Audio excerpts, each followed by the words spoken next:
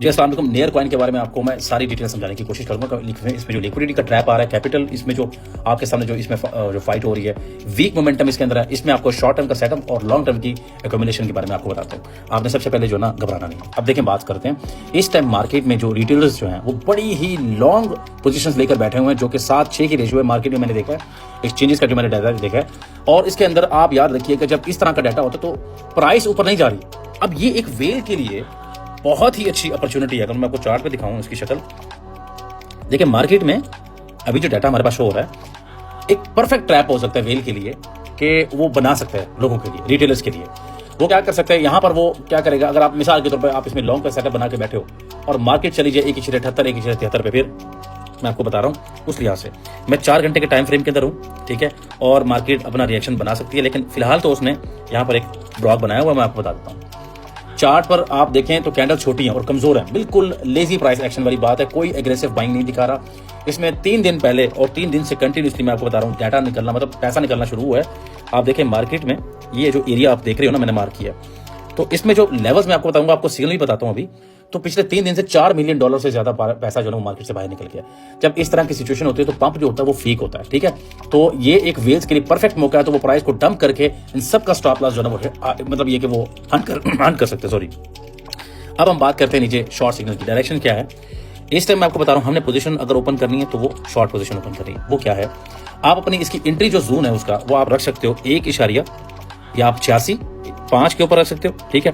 और दूसरा आप इसका जो है 1 इशारिया आप 890, ये इसका एरिया है एंट्री का। मैं शॉर्ट का सेटअप बता रहा हूँ।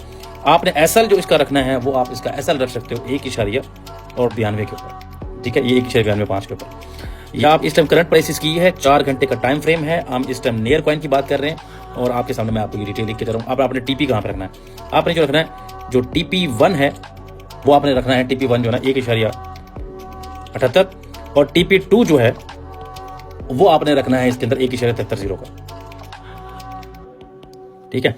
ये 2 लेवल्स हैं, आपकी मर्जी जहां मर्जी निकल जाए। मैंने आपको ये आप इसका शॉर्ट टर्म आपको मैंने बता दिया। देखिए करंट प्राइस पर अगर हम बाय करना चाहें, ठीक है, तो हम फ्लश का इंतजार करेंगे जहां पर पैनिंग सेलिंग होगी।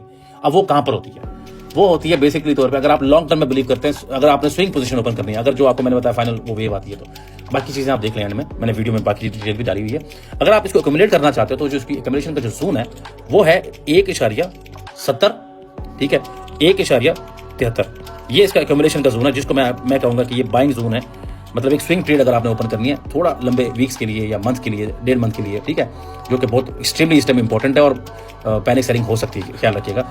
उसके बाद अब इसकी जो हिस्टोरिकल सपोर्ट है, वो इसकी सपोर्ट ये है, ये खड़ी हुई 4 घंटे के टाइम फ्रेम में, ठीक है। अब वो सपोर्ट इसका लेवल मैंने आपको बताया 1.70 और 73 के बीच में।